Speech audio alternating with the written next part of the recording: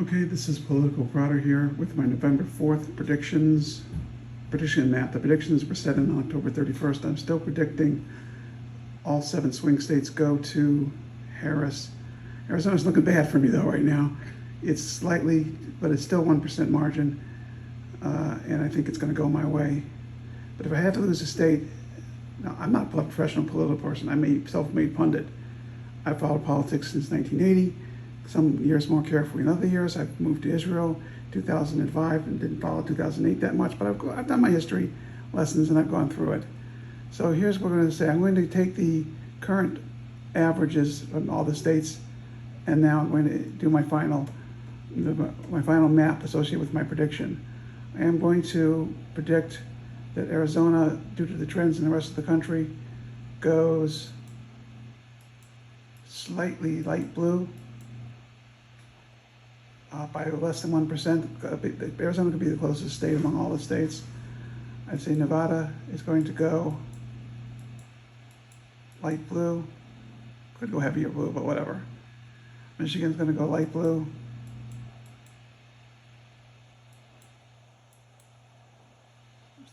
That was Wisconsin. I know my states. I've lived in Wisconsin. I've also lived in Michigan, so I just, late night mistake after recording Battlestar Galactica videos. Our sponsor and throughout this process is Battlestar Mercury, the Battlestar Mercury story, which is a science fiction site based on fan fiction Battlestar Galactica. And that's what I've been doing for fun until the election thing came up. This was way more fun, pissing people off, making my opinions well known. Pennsylvania, going to be second closest state, going to be less than 50,000 vote margin, I think. But it's the only state among the states where there's not a significant margin of error, money advantage for Kamala Harris. I still think Pennsylvania's going to go her way because I predicted that and I'm sticking with it. And the polls and the news is still going her way. North Carolina, I spent some time in the state. I spent a whole week in the state in the last week of October, before that last week, the third week of October. And I saw the signage and I saw the situation. I talked to people and I think it's going to go Harris's way. I've already made that prediction. I'm not going to back off on it now. I believe the news cycle was going against Trump. The Puerto Rican comments, the comments about Kamala Harris. How can you call someone stupid who beat you so badly in the debate? What does that make you? Well, according to Trump, that might be the R word, the retard word. I don't like that word. I think it's a nasty word. But that's apparently what I guess if Trump can say all those names with other people and can make sexual explicit gestures on stage, and can talk about staring at Arnold Palmer's junk in a locker room, I suppose that's a signal on where our process is going.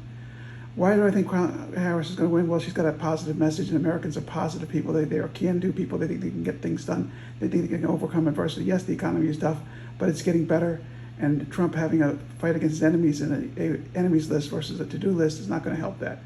Also, the Iowa poll numbers, I'm going to put Iowa over to light pink because I think that I don't think it's going to be lost, but I think it shows several trends. It shows 65 and older are breaking Kamala Harris way. Women are breaking Kamala Harris way, and they're a large percentage of the electorate. They're the most reliable voters, 65 and over altogether. She's winning men by 2 points. She's winning women by 28 points.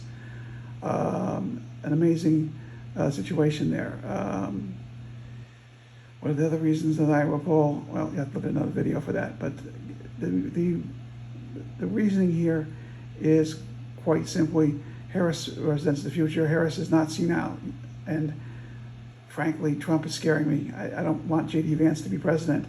I especially don't want him to get loaded with the first term. Now, I see that I also will point out that the Omaha district, I think it's the congressional district around Omaha, which the state legislature tried to make more Republican, that failed. But there's also, if you look at Maine up here in the top right corner, Maine has a district going Trumpy also. So we're looking at, my prediction is, again, all 7 battleground states go to Harris. If I had to pick a state that was going to lose, I'd say Arizona would be the most likely to lose.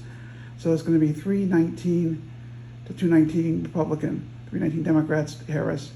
If Arizona and it's 11 electoral votes fails, then it'll be 308 to 230. So that's my prediction. If you like this content, I'm going to stay with this until the election is decided, even if that's weeks and weeks. I'm going to follow litigation, I'm going to follow the criminal prosecutions, and I'm going to do some more general news. Get back to covering the war in Israel. That's going along famously. It never seems to want to end. I got 2 kids over there. I got a son-in-law over there. It's going to worry me. But this project, this news project, is going to be, it's underground, it's cheap. I'm going to make it better. I'm going to raise the quality. But my opinion is my opinion, and it affects and impacts nobody but me. And we're going to have some funny videos too. My wife was born in the Soviet Union. She may give us an interview on what she thinks good government is, which is a panel of experts, the smartest people get made to run the country. So all this is in the future of the channel. Thank you for your support. Thank you for your encouragement. Got a very great comment in today that really spiked me up. It was an intellectual comment. It was in depth, and I'm going to try and have a debate with this guy. And I think he wants the same thing I do, that the politics needs to improve. People need to treat each other like human beings, and they need to stop treating each other badly.